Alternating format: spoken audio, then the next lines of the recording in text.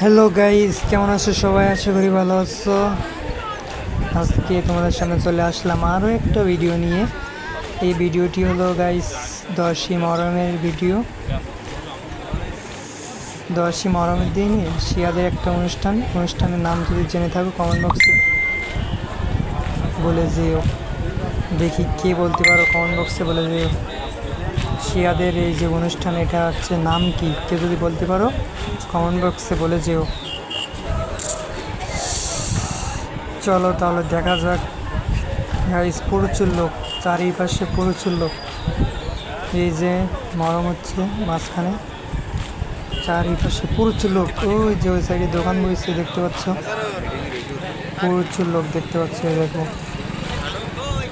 হুজুরা পর্যন্ত রাস্তায় দাঁড়িয়ে আছে।